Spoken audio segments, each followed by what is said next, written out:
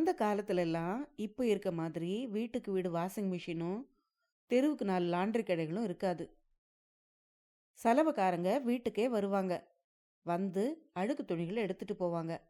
அவங்க வரும்போது கூடவே கழுதையையும் கூட்டிட்டு வருவாங்க. அந்த கழுதை மேலே ஏத்தித்தான் துணிகளை கொண்டு போவாங்க. இந்த வழக்கமெல்லாம் ஒரு 50 வருஷத்துக்கு முன்னால கூட இருந்தது. அப்புறம் படிப்படியா மறைஞ்சு போச்சு. அந்த மாதிரி காலத்துல வாழ்ந்த ஒரு சலவை தொழிலாளி கிட்ட ஒருத்தர் கதை கேட்குறாரு. அந்த கதையத்தான் நீங்க கேட்க போறீங்க.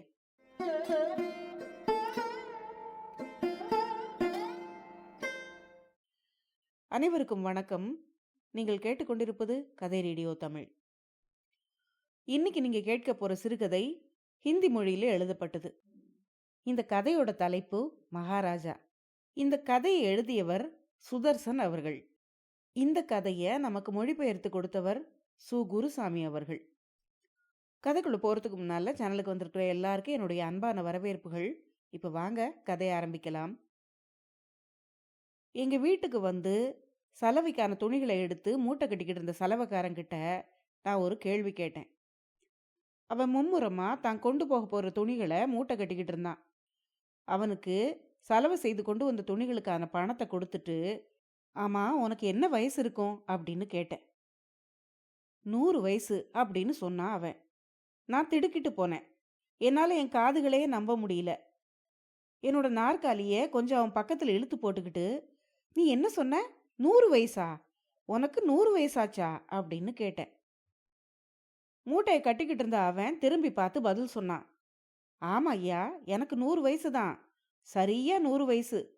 ஒரு வருஷம் கம்மியும் இல்ல, ஒரு வருஷம் அதிகமும் இல்ல. ஆனா என்னோட உடல் கட்டை பார்த்துட்டு நிறைய பேர் ஏமாந்து போறாங்க அப்படின்னு சொன்னான். ஆனா உன்னை பார்க்கும்போது அத்தனை வயசானவனை போல தோணலையே. அதிகமா போனா உனக்கு 70 வயசுக்கு மேல இருக்காதுன்னு நான் நினைக்கிறேன் அப்படின்னு சொன்னேன். அதுக்கு அவன், இல்ல சார், பூரா 100 வயசு ஆயிருச்சு அப்படின்னு சொன்னான். அப்போ நீ பெரிய அதிர்ஷ்டசாலி தான். இந்த காலத்துல தான் ஜனங்கள் 50 வயசுக்கு முன்னாலேயே டிக்கெட் வாங்கிடுறாங்களே அப்படின்னு சொன்னேன் நான். செலவுக்காரன் இதுக்கு எந்த பதிலும் சொல்லல. அப்போ திடீர்னு என் மனசுல ஒரு எண்ணம் உதிச்சுது. சரி, அப்போ நீ சீக்கியர்களோட ராஜ்யத்தை பார்த்துருப்பேல்ல அப்படின்னு கேட்டேன். ஆமா பார்த்துருக்கேன் அப்படின்னு சொன்னான் அவன். அந்த ராஜ்யத்துல நீ நல்ல வசதியோட இருந்தியா? அந்த ராஜ்யத்துல சாதாரண மக்களுடைய நிலைமை எப்படி இருந்தது அப்படின்னு கேட்டேன். மறந்து போன விஷயங்களை ஞாபகப்படுத்திக்கிறவன் மாதிரி செலவுக்காரன் ஒரு மாதிரியா முழிச்சான். பிறகு நீண்ட பெருமூச்சு ஒன்றை விட்டுக்கிட்டே சொன்னான். நான் அப்போ ரொம்ப சின்ன பையனா இருந்தேன். சீக்கியர்களோட ராஜ்யம் எல்லாம் எப்படி இருந்ததுன்னு எனக்கு தெரியாது. ஆனா சீக்கியர்களோட ராஜா எப்படி இருந்தாருங்கிறத மட்டும் என்னால சொல்ல முடியும் அப்படின்னு சொன்னான். அவனோட பதில கேட்டதும் எனக்கு ஆவலும் ஆனந்தமும் உண்டாச்சு. அப்போ நீ மகாராஜாவை பார்த்திருக்கியா என்ன அப்படின்னு ஆச்சரியத்தோட கேட்டேன். ஆமா ஐயா, பார்த்திருக்கேன். அவரை பத்தி நான் என்ன சொல்றது போங்க. அவருடைய உடல் வலிமையும் கருணையும் இப்ப நினைக்கும் போதே உடம்பெல்லாம் சிலிர்க்குது. அவரு ராஜாதான். ஆனா அவருடைய குணம் பரம சாதுவோட குணம். கர்வங்கிறது பேருக்கு கூட கிடையாது. நான் உங்களுக்கு ஒரு விஷயம் சொல்றேன். ஒருவேளை நீங்க அதை நம்ப மாட்டீங்க, கதைன்னு சொல்லுவீங்க. ஆனா அது கதை இல்லை, உண்மையா நடந்த விஷயம். நான் சொல்ல போறதுல ஒரு வார்த்தை கூட பொய் இல்லை. அதை கேட்டா நீங்க ரொம்ப சந்தோஷப்படுவீங்க, ஆச்சரியப்படுவீங்க, ஆனந்தப்படுவீங்க. நான் அதிகம் படிச்சவன் இல்லை, ஏதோ கொஞ்சம் ஹிந்தி தெரியும். ஆனா நீங்க ராத்திரியும் பகலும் படிச்சுக்கிட்டு இருக்கீங்க. ஆனா இந்த மாதிரி ஒரு விஷயத்த நீங்க கூட படிச்சிருக்க மாட்டீங்கன்னு நான் நினைக்கிறேன் அப்படின்னு சொன்னான் அவன். அவன் சொல்ல போறத குதூகலத்தோட கேட்க ஆரம்பிச்சேன் நான். நான் ஒரு சலவைக்காரன். என்னோட தகப்பனாரும் சலவை தொழிலாளி தான். நாங்க அந்த காலத்துல லாகூர்ல இருந்தோம். ஆனா அந்த காலத்து லாகூரே வேற. இந்த காலத்துல இருக்கிற மாதிரி எல்லாம் கிடையாது. அப்போ நாங்க துணி வெளுத்த படித்துறையில இப்ப தண்ணீரே கிடையாது. கொஞ்சம் கொஞ்சமா ரவி நதி நகர்ந்துகிட்டே போகுது. அந்த நதியோடையே அந்த காலமும் நகர்ந்து போயிருச்சு. வித்தியாசம் இவ்வளவுதான். ரவி நதி நகர்ந்து போனாலும் கொஞ்ச தூரத்துல கண்ணுக்கு தெரியுது. ஆனா அந்த காலமோ எங்கேயும் கண்ணுக்கு தெரியாத மாதிரி மறைஞ்சு போயிருச்சு. அது எங்க போச்சுன்னு ஆண்டவனுக்கு தான் தெரியும். எனக்கு அப்போ 7-8 வயசு இருக்கும். திடீர்னு வரலாறு காணாத பஞ்சம் வந்துருச்சு. அந்த மாதிரி பஞ்சத்தை அதுக்கு முன்னால யாரும் பார்த்ததே கிடையாது. 2.5 வருஷம் மழையே பெய்யல. குடியானவங்கெல்லாம் அழுதாங்க. குளம், குட்டை, நதி, கால்வாய் எல்லாம் வத்தி போச்சு. மனுஷங்களோட கண்கள்ல மட்டும்தான் தண்ணீர் தெரிஞ்சுது, வேற எங்கேயும் கிடையாது. நாங்கள்லாம் ஒரு லங்கோட கட்டிக்கிட்டு முகத்துல கறியை பூசிக்கிட்டு கடை வீதிகளில் பறை அடிச்சுக்கிட்டு போனது நேத்து தான் நடந்தது போல ஞாபகம் இருக்கு. அப்படி பண்ணுனா மழை பெய்யும்னு அப்போ ஒரு நம்பிக்கை. எப்படியாவது மழை பெய்யாதான்னு நாங்க பார்த்தோம். ஆனா மழை பெய்யல. பெண்கள்லாம் கொடும்பாவி கொளுத்தி அதுக்கு மேல நின்னுக்கிட்டு மார்பிள் அடிச்சுக்கிட்டு அழுதாங்க. அப்படி செய்தாலும் மழை பெய்யும்னு சொல்லி இருந்தாங்க. ஆனா அதுக்கும் பயன் இல்லை. முகமதியர்கள்லாம் மசூதிகள்ல நமாஸ் பண்ணாங்க. ஹிந்துக்கள் கோயில்கள்ல பூஜை பண்ணாங்க. சீக்கியர்கள் குருத்வாராக்கள்ல கிரந்த சாஹிப் படிச்சாங்க. ஆனாலும் மழை பெய்யல. கடவுளுக்கு கொஞ்சம் கூட கருணை பிறக்கல. ஜனங்கள் பட்டினி கிடந்து சாக ஆரம்பிச்சாங்க. கடைவீதிகள்ல துளி கூட சத்தமோ ஆரவாரமோ கிடையாது. வீடுகள்ல தானியம் ஒரு மணி கூட கிடையாது. உலகம் அழிய போற காலம் நெருங்கிட்டது போல தோணுச்சு. குடியானவர்களோட பாடுதான் ரொம்ப கஷ்டம். அவங்க முகத்துல ரத்தம் கிடையாது, கண்கள்ல ஒளி கிடையாது, உடம்புல தசை கிடையாது. எல்லாரோட கண்களும் ஆகாயத்தையே நோக்கிக்கிட்டு இருந்தது. ஆனா அங்க மழையை கொடுக்கக்கூடிய மேகங்கள் எதுவுமே இல்லை. உணவுக்கான தானியத்தை 1 ரூபாய்க்கு 20 சேர்னு வித்தாங்க. ஒரு சேருங்கிறது 280 கிராம். செலவுக்காரன் சொல்லிக்கிட்டு இருக்கும்போதே நான் ஆச்சரியத்தோட, என்னது 20 சேரா அப்படின்னு கேட்டேன். ஆமா, 20 சேர். ஆனா அந்த காலத்துல இதை கூட கிராக்கின்னு தான் சொல்லுவாங்க. ஆனா இப்பெல்லாம் ரூபாய்க்கு 4 சேர் வித்தாலும் ஜனங்களுக்கு கஷ்டமா தோணல. ஆனா அந்த காலத்துல நிலைமை அப்படி இருந்தது. என் வீட்டில் நான், என் வயசான தாத்தா, விதவையான என் அம்மா, 2 சகோதரிகள், அத்தனை பேருக்கும் மாசத்துக்கு 4-5 ரூபாய்க்கு மேல செலவாகாது. அப்புறம் தானியத்துக்கு தட்டுப்பாடு வந்துருச்சு. ஜனங்கள்லாம் அழ ஆரம்பிச்சாங்க. கடைசியில் என்ன ஆச்சுன்னா, எங்க வீட்டில் சாப்பாட்டுக்கு எதுவும் இல்லை. நகைகளையும் பாத்திரங்களையும் விற்று சாப்பிட்டாச்சு. கேவலம் கட்டி இருந்த துணி மாத்திரம்தான் மீதி இருந்தது. இனிமே என்ன செய்யறதுன்னு யோசிக்க ஆரம்பிச்சோம். உண்மையை சொல்லப்போனா, என் தாத்தாவுக்கு கடவுள் சொர்க்கத்துல தான் இடம் கொடுக்கணும். அவரு எப்பவும் தாமரைப்பூவை போல மலர்ந்த முகத்தோட இருப்பாரு. என்ன சங்கடம் வந்தாலும் சிரிச்ச முகத்தோட பொறுத்துக்கணும்னு சொல்லுவாரு. துக்கப்படுறதாலையும் அழுறதாலையும் ஒருத்தனுக்கு துன்பம் குறையறதில்ல, அதிகமாக தான் ஆகும்னு சொல்லுவாரு. என்னோட அப்பா இறந்தப்போ கூட அவரோட கண்கள்ல கண்ணீர் வரலன்னு நான் கேள்விப்பட்டிருக்கேன். ஆனா இப்போ அவர் கூட அழ ஆரம்பிச்சாரு. குழந்தை குட்டிகள்லாம் என் கண்ணுக்கு முன்னாலேயே பட்டினி கிடந்து சாகுதே, என்ன கஷ்டகாலம் இது அப்படின்னு சொல்லி அழுவாரு. அப்போ நான் சின்ன பையன், என்னால் என்ன செய்ய முடியும்? கடைசியில மரத்தோட இலைகளை வேக வச்சு திங்க வேண்டிய காலமும் வந்துருச்சு. அப்போ எங்க வீட்டில் நடந்த ஒரு சம்பவம் தான் இது. தாத்தா திண்ணையில உட்காந்து ஹுக்கா குடிச்சுக்கிட்டு ஆகாயத்தை பார்த்துக்கிட்டு இருந்தாரு. தாத்தா, இனிமேல பொறுக்க முடியாது, எங்கிருந்தாவது ரொட்டி வாங்கி கொண்டு வந்து குடு, இலைகளை தின்ன என்னால முடியாது அப்படின்னு நான் சொன்னேன். அதை பார்த்து என் தாத்தா ஏக்கத்தோட, உலகம் அழிய போற காலம் ரொம்ப தூரத்துல இல்லப்பா அப்படின்னு சொன்னாரு. உலகம் அழியறதுன்னா என்ன தாத்தா அப்படின்னு நான் கேட்டேன். அப்படின்னா ஜனங்க எல்லாரும் இறந்து போறதுன்னு பதில் சொன்னாரு அவரு. அப்படின்னா எல்லாரும் செத்து போயிடுவாங்களா தாத்தா அப்படின்னு கேட்டேன் நான். எப்போ சாப்பாடு கிடைக்கலையோ அப்போ ஜனங்க சாகாம என்ன செய்வாங்க அப்படின்னு என் தாத்தா கேட்டாரு. தாத்தா, நான் என்னவோ சாக மாட்டேன், எனக்கு எங்க இருந்தாவது ரொட்டி கொண்டு வந்து கொடு, பசி என்னால் பொறுக்க முடியலன்னு சொன்னேன். நான் சொன்னதை கேட்டதும் தாத்தாவோட கண்களில் கண்ணீர் வந்துருச்சு. ரொம்ப துக்கத்தோட அவர் சொன்னாரு, இந்த மாதிரி கஷ்ட காலத்தை நான் என்னைக்குமே பார்த்ததில்ல.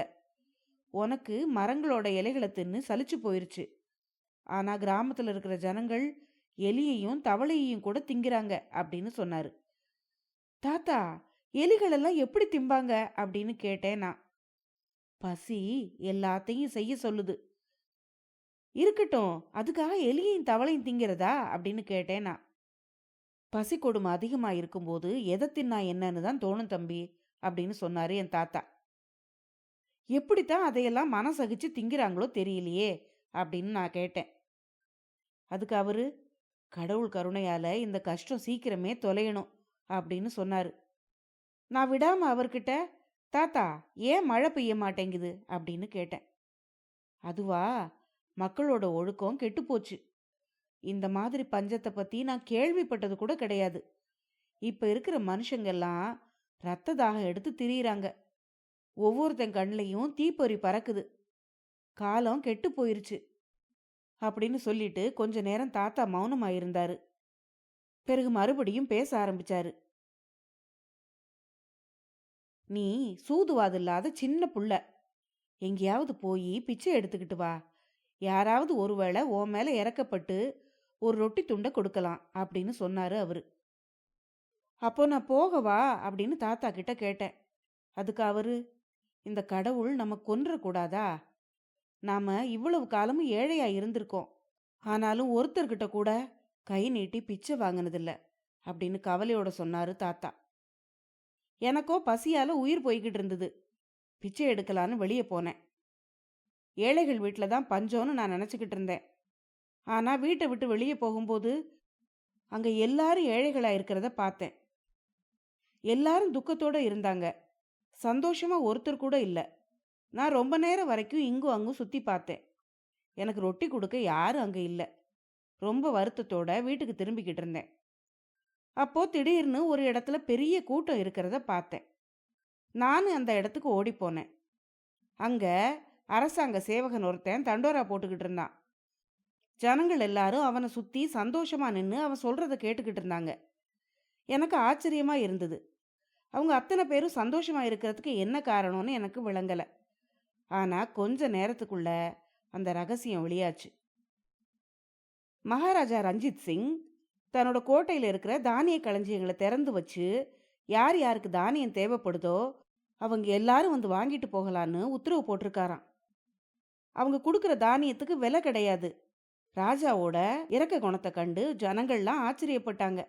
இவரு மனுஷர் இல்ல, கடவுள் அப்படின்னு சொன்னாங்க. இனிமே பட்டினி கிடந்து சாக வேண்டாம். கடவுளுக்கு தான் கருணை இல்லை, ஆனா ராஜாவுக்கு கருணை இருக்கே. கருணை இல்ல அரசன்தான் கடவுள். மகாராஜா ஆட்களை வெளிநாடுகளுக்கு அனுப்பி எவ்வளவு தானியங்கள் கிடைக்குமோ அவ்வளோத்தையும் வாங்கிட்டு வர சொல்லியிருக்காராம் அப்படின்னு ஒருத்தர் சொன்னான். அதை கேட்டு இன்னொருத்தர் சொன்னான், மகாராஜா இவ்வளவு நாளும் தூங்கிக்கிட்டா இருந்தாரு. இந்த எண்ணம் எதுக்கு அவருக்கு முன்னாலேயே வரல? இப்போ மாத்திரம் ஏன் வந்தது அப்படின்னு கேட்டான். அதுக்கு முதல் மனுஷன் பதில் சொன்னான், மகாராஜா தூங்கல, முழிச்சுக்கிட்டு தான் இருந்தாரு. தானிய விலை எப்படி இருக்கு, ஜனங்களோட நிலைமை எப்படி இருக்குன்னு சதா கேட்டு தெரிஞ்சுக்கிட்டு தான் இருந்திருக்காரு. நேத்து வரைக்கும் அவருக்கு தெரிஞ்சது என்னன்னா தானியம் கொஞ்சம் கிராக்கியா இருக்குங்கிறது தான். ஆனால் இன்னைக்கு தான் அவருக்கு சமாச்சாரம் எட்டி இருக்கு, கடைவீதியில் ஒரு மணி தானியம் கூட இல்லைன்னு. மகாராஜா உடனே என்ன செய்யறதுன்னு பயப்பட்டிருக்காரு. கடைசியில் அவர் ஆட்களை வெளியே அனுப்பி எவ்வளவு தானியம் வாங்க முடியுமோ அவ்வளவையும் வாங்கிட்டு வருமாறு கட்டளையிட்டிருக்காரு. கிடைக்கிற தானியங்களை நான் ஜனங்களுக்கு இலவசமாக தரப்போகிறேன். என்னோட பொக்கிஷத்தில் பணம் இருந்தாலும் சரி இல்லாட்டாலும் சரி, ஆனால் ஜனங்கள் பொழைச்சா போதும் அப்படின்னு சொல்லியிருக்காரு அரசர். இதுதான் நடந்தது அப்படின்னு இன்னொரு மனிதர் சொன்னார். அதை கேட்டு அங்கே இருந்த இன்னொரு மனுஷர், வேற ஒரு ராஜாவா இருந்தா மழை பெய்யாட்டா ஏன் குத்தமா, என்னோட அரண்மனையில் தான் எல்லாம் இருக்கேன்னு சொல்லுவார். இந்த ராஜா நல்லா இருக்கணும், ஜனங்களுக்கு இலவசமாக கொடுக்கணுங்கிற எண்ணமாவது அவருக்கு இருக்கே அப்படின்னு அவரை புகழ்ந்து பாராட்டினா ஒருத்தன். அவங்க எல்லாம் பேசுனதை கேட்டதும் எனக்கு ஏதோ விலை உயர்ந்த ரத்தினம் கிடைச்ச மாதிரி அவ்வளவு சந்தோஷத்தோட நான் அந்த இடத்த விட்டு எங்கள் வீட்டுக்கு ஓடினேன். இந்த நல்ல சமாச்சாரத்தை நான் போகிறதுக்குள்ளே யாரும் என் வீட்டில் சொல்லிடக்கூடாதே அப்படின்னு நினச்சிக்கிட்டே ஓடினேன். வீட்டுக்கு பக்கத்தில் போனதும் வேகத்தை குறைச்சிட்டு மெல்ல மெல்ல வீட்டுக்குள்ளே நுழைஞ்சேன். தாத்தா நான் போகும்போது உட்கார்ந்துருந்த மாதிரியே தலை குனிஞ்சு உட்கார்ந்துருந்தாரு. சந்தோஷத்தால் என்னோட நெஞ்சு துடிக்க ஆரம்பிச்சுது. அவருக்கு இன்னும் சமாச்சாரம் தெரியல. திரும்பி வந்த என்ன வெறுங்கையோட பார்த்ததும் அவர் ஒரு பெருமூச்சு விட்டுட்டு இன்னும் கொஞ்சம் தலையை தொங்க போட்டுக்கிட்டாரு.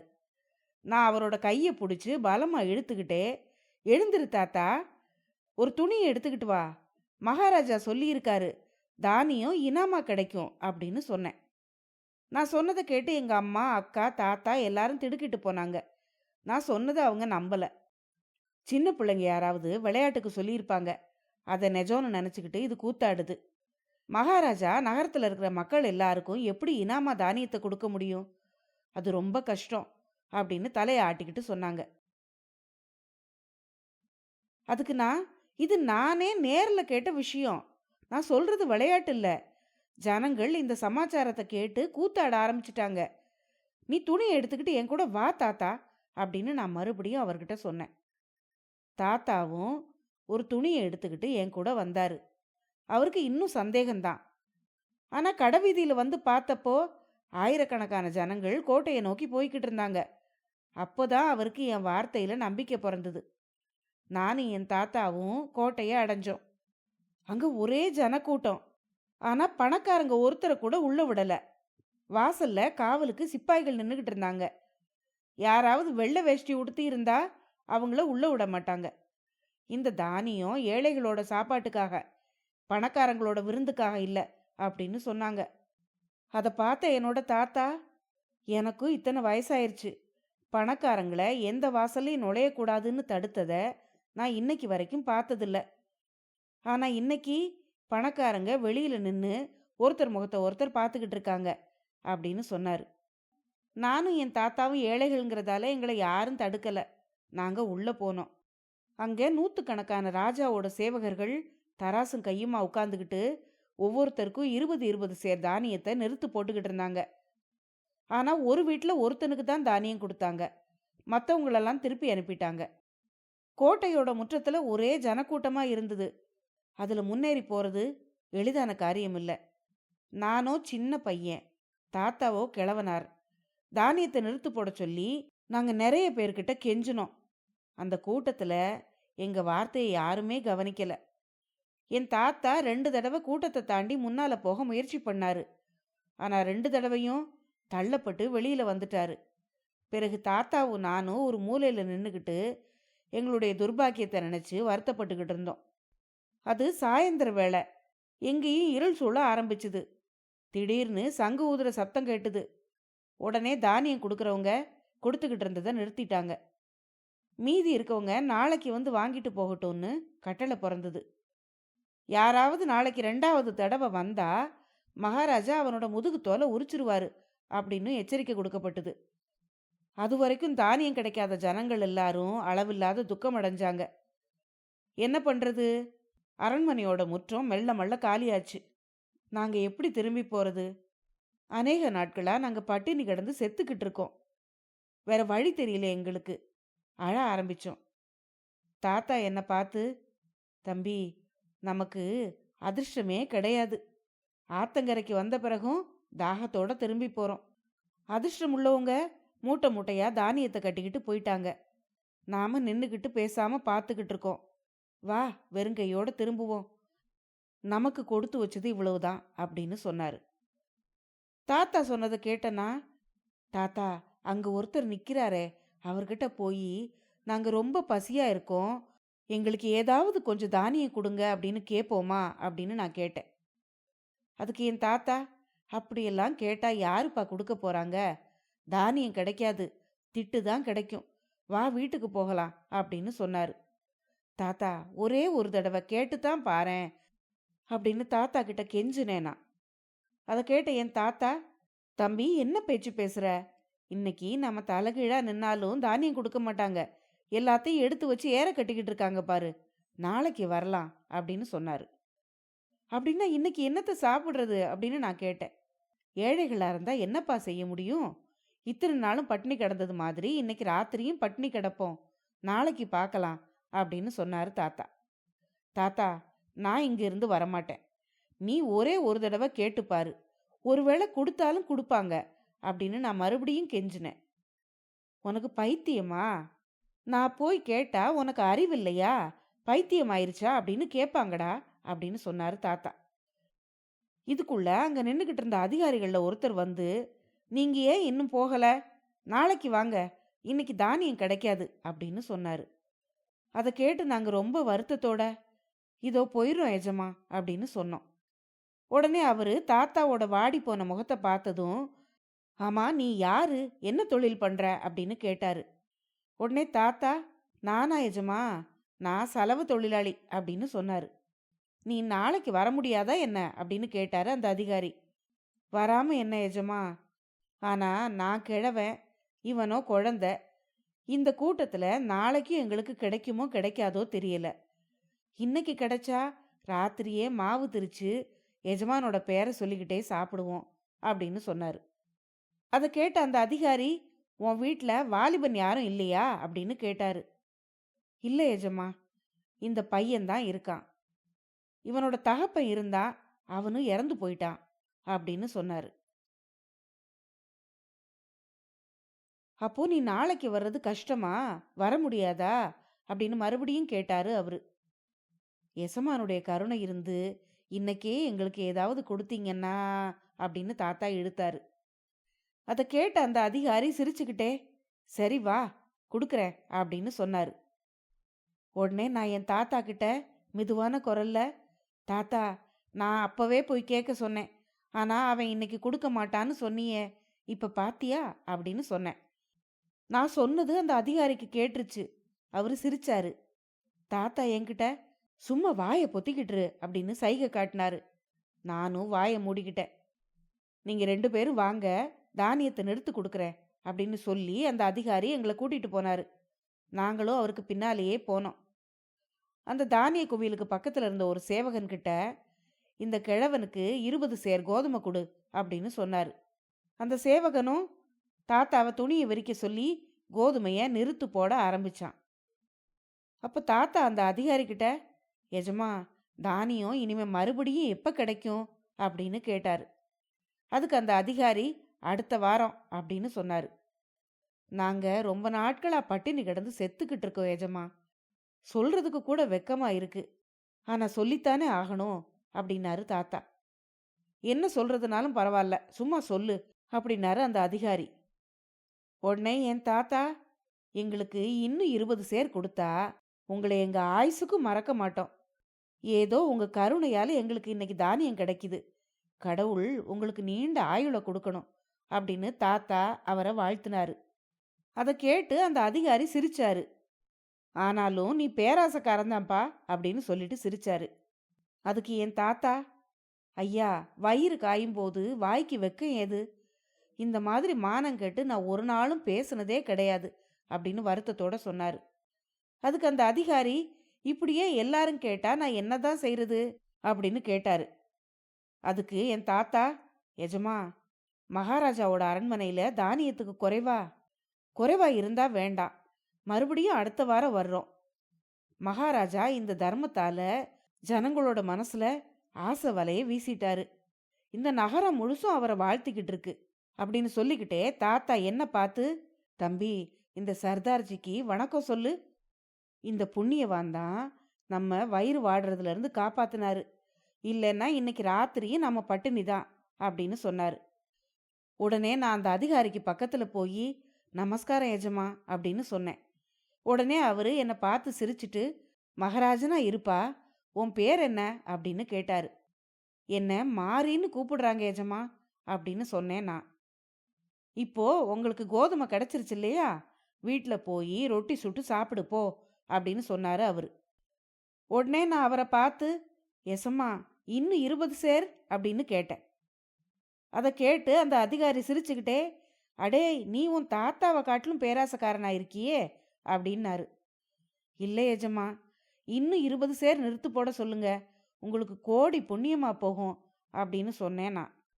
உடனே அந்த அதிகாரி கோதுமை நிறுத்து போடுறவங்கிட்ட, இவங்களுக்கு இன்னும் 20 சேர் நிறுத்து போடு, பாவம் கிழவன் திரும்ப திரும்ப எப்படி வருவான் அப்படின்னு சொல்லி தாத்தாவை பார்த்து, கிழவா இப்ப சந்தோஷம் தானே அப்படின்னு கேட்டாரு. உடனே தாத்தா அவரை பார்த்து, ஐயா கடவுள் உங்களுக்கு நீண்ட ஆயுளை கொடுக்கணும் அப்படின்னு சொன்னாரு. அதுக்கு அந்த அதிகாரி, மகாராஜா நீடூழி வாழணும்னு கும்பிடுப்பா, எல்லாம் அவரோட கிருபதான், ராஜாங்கிறவரு தன்னோட குடிமக்களுக்கெல்லாம் தகப்பனை போல அப்படின்னு சொன்னாரு. அதை கேட்டு தாத்தா, உண்மைதான் எஜமா, மகாராஜா மனிதர் இல்ல, அவர் பெரிய முனிவர் அப்படின்னு சொன்னாரு. அதுக்கு அந்த அதிகாரி சிரிச்சுக்கிட்டே, முனிவராகி என்ன செய்ய கிழவா, உண்மையான மனுஷனா இருந்தா அதுவே பெருசு இல்லையா அப்படின்னு கேட்டாரு. இதுக்குள்ள தானியத்தை நிறுத்து போட்ட சேவகர்கள் எல்லாரும் போயிட்டாங்க. கோட்டையில நாங்க மட்டும்தான் இருந்தோம், வேற யாரும் இல்லை. சரி, கோதுமை எடுத்துக்கிட்டு போ கிழவா அப்படின்னு சொன்னாரு அந்த சர்தார் அதிகாரி. ஒரு ஏழைக்கு விருந்து சாப்பாடு கிடைச்சா வயிறு புடைக்க தின்றுறான். அது தனக்கு ஜீரணமாகுமாங்கிறத பத்தி யோசிக்கிறதே இல்லை. அதே மாதிரி தாத்தாவும் கோதுமையை நிறைய வாங்கிட்டாரு. ஆனா அவரால் தூக்க முடியல. என்ன செய்யறதுன்னு தெரியல. அந்த காலத்துல சீக்கியர்கள் இப்ப ஆங்கிலேயர்கள் எப்படி இருக்காங்களோ அப்படி இருந்தாங்க. தாத்தா அந்த சர்தார்ஜி அதிகாரியை பார்த்து, எஜமா, மூட்டை கனமா இருக்கு, யாராவது தலையில தூக்கி வச்சா நான் கொண்டு போயிடுவேன் அப்படின்னு நடுநடுங்கிக்கிட்டே சொன்னாரு. அந்த சர்தாரும் மூட்டையை தூக்கி தாத்தாவோட தலை மேல வச்சாரு. தாத்தா 2 அடி நடந்தாரு. அவ்வளவுதான், கனம் தாங்க முடியாம பொத்துன்னு கீழே விழுந்தாரு. உனக்கு ஏன்பா இந்த கஷ்டம்? எதுக்காக இவ்வளவு தானியத்தை என்கிட்ட வாங்கி கட்டிக்கிட்ட? இப்ப தூக்க முடியல பாரு. எப்பவும் மனுஷனுக்கு பேராசை ஆகாது. போ, போய் யாரையாவது கூட்டிக்கிட்டு வா, உன்னால இதை தூக்கிட்டு போக முடியாது அப்படின்னு சொன்னாரு அந்த அதிகாரி. உடனே தாத்தா ஏக்கத்தோட, எனக்கு யார் எஜமா உதவி செய்ய போறாங்க அப்படின்னு கேட்டாரு. அதை கேட்டு அந்த சர்தார் அதிகாரி கொஞ்ச நேரம் யோசிச்சாரு. பிறகு அந்த மூட்டைய தானே தூக்கி தான் தலைமையில வச்சுக்கிட்டு நடக்க ஆரம்பிச்சாரு. அதை பார்த்து நாங்க ரொம்ப ஆச்சரியப்பட்டு போனோம். எங்களோட உடம்பெல்லாம் சிலிர்த்து போச்சு. எங்க உடம்புல இருந்த ஒவ்வொரு அணுவும் அவர் நீடூழி வாழணும்னு கடவுளை நோக்கி பிரார்த்தனை செய்ய ஆரம்பிச்சுது. இந்த கட்டத்துல சலவைக்காரன் கதையை நிறுத்திட்டான். கதை ரொம்ப சுவாரஸ்யமா இருந்தது. மேல கேட்கணுங்கிற ஆவலால நான் துடிச்சுக்கிட்டு இருந்தேன். என்னப்பா, அப்புறம் என்ன நடந்தது, மேல சொல்லு அப்படின்னு பரபரப்போட கேட்டேன். உடனே அந்த சலவைக்காரன் ஆகாயத்தை பார்த்தான். அவனுடைய கண்கள்ல கண்ணீர் பெருகிச்சு. ஒரு நீண்ட பெருமூச்சு விட்டுட்டு மறுபடியும் சொல்ல ஆரம்பிச்சான். அந்த சர்தார் அதிகாரி கோதுமை மூட்டையை எங்க வீட்டில் வச்சுட்டு திரும்பினப்போ நானும் என் தாத்தாவும் அவர் கூட பஜார் வரைக்கும் வழி அனுப்புறதுக்காக போனோம். ஐயா, நீங்க செஞ்ச இந்த உதவியை நாங்க ஒரு காலும் மறக்க மாட்டோம். ஏழைகளான நாங்கள் உங்களுக்கு என்ன கைமாறு செய்ய போறோம்? அந்த குருநானக் சாஹிப் தான் உங்களுக்கு நீண்ட ஆயுளை கொடுக்கணும் அப்படின்னு தாத்தா சொல்லிக்கிட்டே போனாரு. உடனே திடீர்னு ஒரு பக்கத்துல இருந்து ஒரு சீக்கிய படை வெளியே வந்தது. அந்த சர்தார் அதிகாரி நின்ன இடம் கொஞ்சம் வெளிச்சமா இருந்தது. வந்த சிப்பாய்கள் எல்லாம் அவரை பார்த்ததும் அவங்க இடுப்புல இருந்த கத்திகளை உருவுனாங்க. இத பார்த்ததும் தாத்தா திடுக்கிட்டு போனாரு. ஆனா அந்த சிப்பாய்கள் எல்லாம் உருவன கத்தியோட அவருக்கு சலாம் செய்தாங்க. இத பார்த்ததும் தாத்தா திடுக்கிட்டு போனாரு. அவர் யாரோ எவரோன்னு நடுங்கி போனாரு. சிப்பாய்கள் வந்ததும் அந்த அதிகாரி எங்களை பார்த்து சிரிச்சுட்டு வேகமா அங்கிருந்து புறப்பட்டு போயிட்டாரு. அவர் போனதும் எங்க தாத்தா அங்க இருந்த சிப்பாய்கள் கிட்ட போய் அவர் யாருன்னு கேட்டாரு. அவங்கள ஒருத்தன் என் தாத்தாவை ரொம்ப ஆச்சரியத்தோட பார்த்தான். இன்னொருத்தன் என் தாத்தாவை பார்த்து, அட முட்டாளே, இது தெரியாதா என்ன, அவர்தான் நம்ம மகாராஜா அப்படின்னு சொன்னான். அதை கேட்டதும் தாத்தா திடுக்கிட்டு போய் அப்படியே ஸ்தம்பிச்சு போய் நின்னுட்டாரு. அவருடைய வாயிலிருந்து ஒரு வார்த்தை கூட வெளியே வரல. என் தாத்தாவை பார்த்து நானும் அப்படியே திகைச்சு போய் நின்றுக்கிட்டு இருந்தேன். ஆமா, அன்னைக்கு வந்தவர் மகாராஜா தான். எந்த மகாராஜாவோட கண்ணிமைப்புல படைகள் நடுங்கிச்சோ, எவருக்கு முன்னால பகைவர்கள் கை கட்டி வாய் புதைச்சு நின்னாங்களோ, அவரு கேவலம் ஒரு சலவைக்காரனுக்காக கோதுமை மூட்டையை சுமந்துக்கிட்டு வந்தாரு. அவர்தான் உண்மையான மகாராஜா. ஜனங்களை அவர் ஆயுத பலத்தால மட்டும் ஆளல, ஜனங்களோட மனசுகள்ல அன்புனால ஆட்சி புரிஞ்சாரு. அன்னைக்கு ராத்திரி எங்களுக்கு தூக்கமே வரல. வீடு முழுசும் முழிச்சிருந்தது. மகாராஜா நீடூழி வாழணும்னு ராத்திரி முழுக்க நாங்க ஆண்டவனை பிரார்த்தனை பண்ணோம். அதுக்கு அடுத்த நாள் என்ன நடந்தது தெரியுமா அப்படின்னு கேட்டுட்டு சலவைக்காரன் கதையை மறுபடியும் நிறுத்தினான். என்ன நடந்தது, வேகமா சொல்லு அப்படின்னு ஆவலோட கேட்டேன் நான். மறுநாள் விடிஞ்சதுமே பலத்த மழை பெஞ்சுது அப்படின்னு சொல்லி சலவைக்காரன் கதையை முடிச்சுட்டு மௌனமானான். அதை கேட்டு என்னோட உடம்பு சிலிர்க்கிற மாதிரி இருந்தது. கண்கள்ல நீர் ததும்பிச்சு. சலவைக்காரன் துணிகளை எண்ணிக்கிட்டு, ஐயா, நோட்ல எழுதுங்க, 14 கால் சட்டை, 20 சட்டை அப்படின்னு சொன்னான். திகைச்சு போய் உட்கார்ந்திருந்தனா நோட்டை எடுத்து எழுத ஆரம்பிச்சேன். கதை முடிவடைந்தது. இந்த கதையை பற்றி உங்களுடைய கருத்துக்களை மறக்காம கமெண்ட்ல சொல்லுங்க. அடுத்த பதிவில் இன்னொரு சுவாரஸ்யமான கதையுடன் சந்திப்போம். நன்றி.